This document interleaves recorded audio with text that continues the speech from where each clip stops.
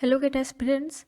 सो आज हम compiler design के अंदर डिस्कस करने जा रहे हैं लेक्चर नंबर 1, जिसके अंदर हम इंट्रोडक्शन के अंदर हम डिस्कस करेंगे व्हाट इज़ कंपाइलर, कंपाइलर होता क्या है, क्यों हम इसका यूज़ कर रहे हैं। ऐसे समझते हैं कि आज की जो दुनिया है, जो वर्ल्ड है, वो आपका किस पे डिपेंड कर रहा है, वो आपका डिपेंड कर रहा है मशीन्स पे, जो कि अल्टरनेटिव डिपेंड कर रहा है आपका किस पे, सिस्टम सॉफ्टवेयर पे, राइट। और सिस्टम सॉफ्टवेयर आपके किस पे डिपेंड कर रहे हैं, आपकी प्रोग्रामिंग लैंग्वेज पे। ओके, सो अब प्रोग्रामिंग लैंग्वेज सिस्टम सॉफ्टवेयर पे कन्वर्ट होके फिर वो मशीन कोड पे रन करे, उससे पहले एक आपकी स्टेज होती है। वो क्या है? वो ये है कि आपका प्रोग्राम रन होने से पहले आप जब कोई भी इनपुट दे रहे हो, वो आपका हाई लेवल लैंग्वेज में होता है। हाई लेवल लैंग्वेज का मतलब ये है कि वो हमारी लैंग्वेज में होता है, राइट। जो आप यूज़ करते हो प्रोग्रामिंग में, व्हाट, पाइथन बहुत आजकल पॉपुलर है, जावा, राइट, सी, राइट, सी शार्प। तो ये सारी लैंग्वेज जो हैं आपकी, वो आपकी क्या है, हाई लेवल लैंग्वेज। ये हमारी लैंग्वेज है जिसमें हम समझते हैं कि हमारा जो मशीन है वो काम करेगा उस पर। बट क्या मशीन एक्चुअली में इस पे काम करता है? नहीं। जो भी हम ये प्रोग्रामिंग लैंग्वेज आपकी ये सारी जो लैंग्वेज है आपकी, ये जब आप मशीन को देते हो तो मशीन क्या करता है, इसको कन्वर्ट कर लेता है किसमें, आपकी बाइनरी लैंग्वेज में। क्योंकि हमारी जो मशीन है, हमें पता है वो कौन सी लैंग्वेज समझती है, बाइनरी लैंग्वेज। बाइनरी लैंग्वेज आपकी क्या है, 0 और 1। वो बस इसी भाषा में आपका जो सॉफ्टवेयर है, जो सिस्टम है, वो सिर्फ इस लैंग्वेज को जानता है। लेकिन हम तो इस लैंग्वेज को जानते हैं। तो क्या डायरेक्टली मशीन आपकी समझ जाएगी कि आपने जो यहाँ पे रिक्वायरमेंट जो आप दे रहे हो, जो इनपुट दे रहे हो, जो आउटपुट आप चाह रहे हो, वो आपको दे देगा? नहीं। तो प्रोग्राम जो आप देते हो वो आपका मशीन किस में कन्वर्ट करता है, पहले बाइनरी लैंग्वेज में, देन वो इनपुट लेता है, फिर आपको उसके रेफरेंस में आउटपुट आपका ढूंढता है, फिर वो आपको देता है, राइट। सो प्रोग्रामिंग लैंग्वेज जब आपका प्रोग्राम रन करे, उससे पहले की स्टेज यही है कि जो भी आप हाई लेवल लैंग्वेज में, जो भी आपका ये हाई लेवल लैंग्वेज जो क्वेरी है, इनपुट है, सोर्स कोड है, जब भी वो आप किसी सिस्टम सॉफ्टवेयर को देते हो, कंपाइलर एज आपका किस में काम करता है, सॉफ्टवेयर में, ठीक है।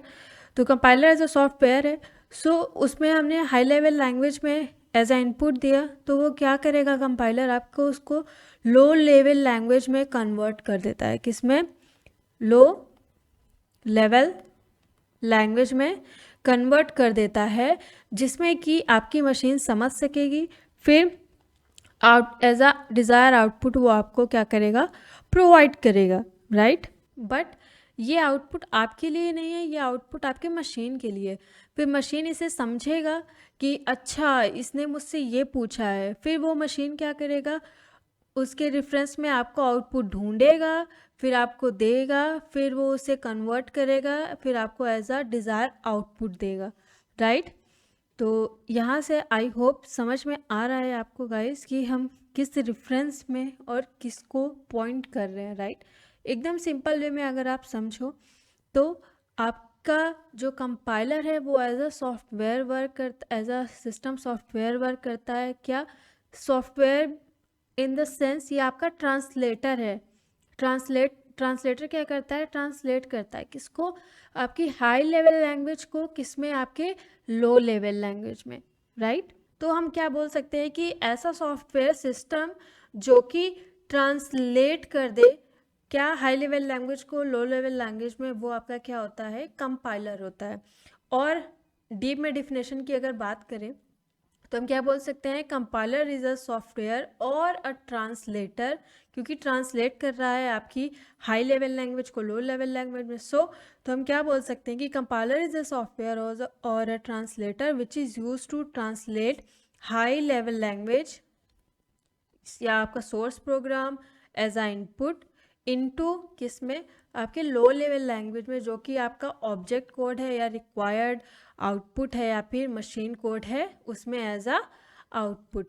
तो आई होप गाइस यहाँ से आपको क्लियर हो गया है कि कंपाइलर क्या है, पर्पस क्या है कंपाइलर का यूज़ करने का।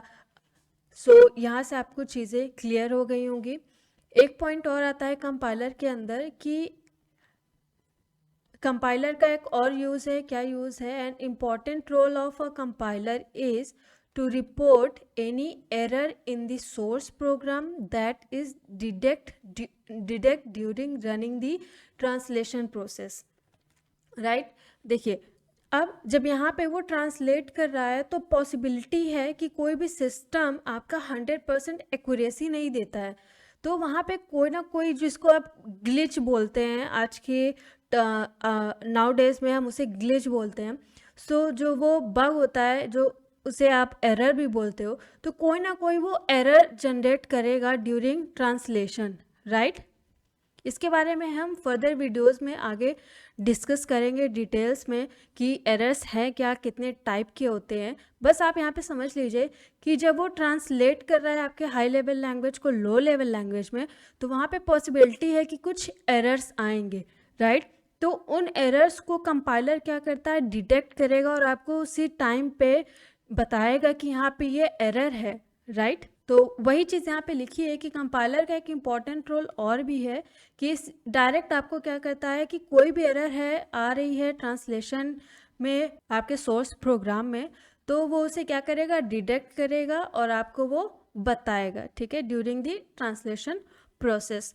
तो सिंपली वही फिगर है आपका, यहाँ से अपने high level language requirement input है, कंपाइलर क्या कर रहा है, एज अ सॉफ्टवेयर है जो कि आपके हाई लेवल लैंग्वेज को लो लेवल लैंग्वेज में क्या कर रहा है, कन्वर्ट कर रहा है, ठीक है। अब जब कन्वर्ट कर रहा है कंपाइल टाइम पे, जब ये ट्रांसलेट कर रहा है आपकी लैंग्वेज को, हाई लेवल लैंग्वेज को लो लेवल लैंग्वेज में, तो उस टाइम आपकी क्या आ सकते हैं, कुछ एरर्स आ सकते हैं, राइट? सो कंपाइलर का जो मेन रोल है वो इसी एरर्स को बताने में है। अब एरर्स कितने टाइप के हो सकते हैं वो यहाँ पे हम डिस्कस कर रहे हैं, ठीक है। पहला है आपका लेक्सिकल एरर, दूसरा है सिंटैक्टिक एरर और तीसरा है आपका सेमेंटिक एरर। इनके जो ये एरर्स हैं इनके बारे में हम एकदम डिटेल में बात करेंगे आगे फर्दर आने वाली वीडियोस में। अभी बस समझ लेते हैं कि एरर्स जो हैं वो उनका नाम क्या है, कितने टाइप के या किस टाइप के हैं, ठीक है। पहला आपका लेक्सिकल एरर है, दूसरा सिंटैक्टिक एरर है जिसको हम पार्सर भी बोलते हैं, राइट, सिंटैक्स एरर भी बोल सकते हैं, तीसरा है आपका semantic error. I hope guys ये आपको समझ में आ गया है कि कंपाइलर होता क्या है। सबसे पहले हमने यहाँ पे डिस्कस किया है कि कंपाइलर क्यों यूज़ करते हैं, फिर कंपाइलर होता क्या है, फिर उनमें एरर्स क्या क्या हैं, क्या क्या पॉसिबिलिटी है एरर्स की, वो हमने डिस्कस किया है। आई होप ये वीडियो आपको पसंद आएगी, एंड कोई भी क्वेरी हो आपकी तो आप नीचे मुझे कमेंट में करके पूछ सकते हैं।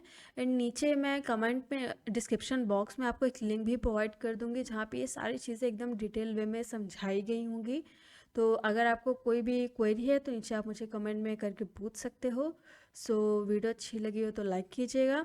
मिलते हैं हमारे नेक्स्ट वीडियो में। तब तक के लिए बाय बाय।